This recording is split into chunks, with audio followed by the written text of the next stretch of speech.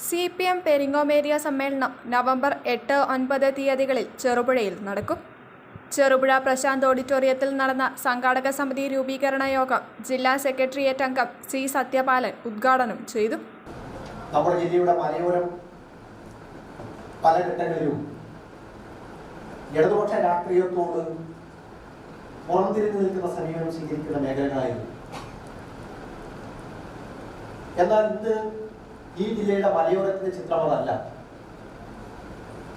CPMന്റെ രാഷ്ട്രീയവും ഇടതുപക്ഷ രാഷ്ട്രീയത്തെയും തള്ളിക്കളയുന്നവരല്ല.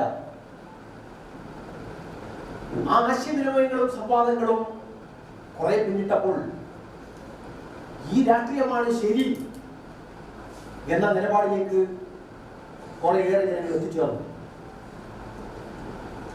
ആ മാറ്റം നമ്മുടെ ജില്ലയിലെ മലയോരത്തിൽ പൊതുവെയും ചെറുപുഴ പഞ്ചായത്തിലും രാഷ്ട്രീയവും ഇടതുപക്ഷ വിരുദ്ധ ചേരിയും തമ്മിലുള്ള അകലം അത് പഴയതുപോലെ വലുതല്ല.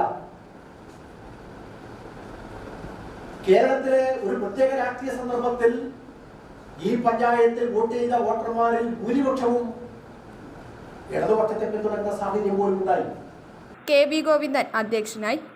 P. Sasidharan, KD Augustine, KP Gopalan, RK Padmanabhan തുടങ്ങിയവർ സംസാരിച്ചു.